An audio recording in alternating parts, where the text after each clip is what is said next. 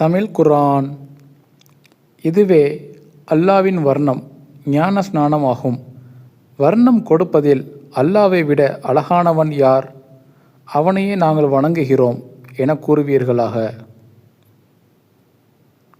குறிப்பு: அல்லாஹ் என்றால் அரபி மொழியில் இறைவன் என்று அர்த்தம்.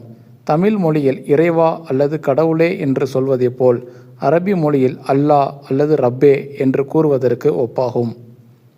அல்லாஹ் என்பது தனிப்பட்ட ஒரு கடவுளின் பெயரோ முஸ்லிம்களுக்கு மட்டுமான கடவுளின் பெயரோ அல்ல. இஸ்லாம் என்பது முகமது நபி அவர்களால் புதிதாக தோற்றுவிக்கப்பட்ட மதம் அல்ல. இஸ்லாத்தின் கொள்கை இறைவன் ஒருவனே, அவனுக்கு நிகராக யாரும் இல்லை, எதுவும் இல்லை என்ற நம்பிக்கை கொண்டு இறைவனை வணங்கி வழிபடுவது.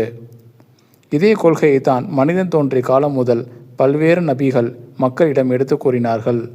மனிதர்களின் நாகரிக வளர்ச்சிக்கு ஏற்ப அவ்வப்போது பல்வேறு நபிகளை இறைவன் மக்களிடம் ஏற்படுத்தினார்.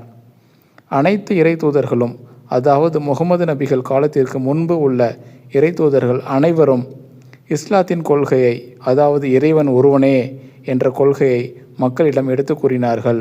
மற்றும் பிற்காலத்தில் முகமது என்ற ஒரு கடைசி இறை தூதர் தோன்றுவார், அவரை நீங்கள் பின்பற்ற வேண்டும் என்பதையும் மக்களிடம் தெளிவுபடுத்தினார்கள். அரபி மொழியில் முகம்மது என்ற பெயருக்கு புகழுக்குரியவர் அல்லது பாராட்டுக்குரியவர் என்ற அர்த்தம். இறைவனின் விருப்பத்திற்கு ஏற்ப குறிப்பிட்ட பகுதியில் வாழும் மக்களுக்கு அல்லது குறிப்பிட்ட மொழி பேசும் மக்களுக்கு இறை தூதர்களை இறைவன் ஏற்படுத்தினார். அந்த இறை தூதர்கள் தங்கள் தாய்மொழியில் மக்களிடம் இறுதி தூதர் முகமது அவர்களை பற்றி கூறும்போது அவர்களுடைய தாய்மொழியில் புகழுக்குரியவர் அல்லது பாராட்டுக்குரியவர் என்ற அர்த்தம் கொண்ட பெயர்களை பயன்படுத்தியுள்ளார்கள்.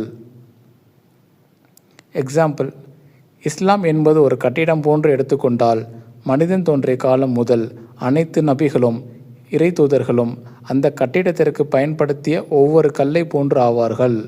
அந்த கட்டிடத்தை நிறைவு செய்வதற்காக பயன்படுத்திய கடைசி கல் போன்று முகமது நபி ஆவார்கள்.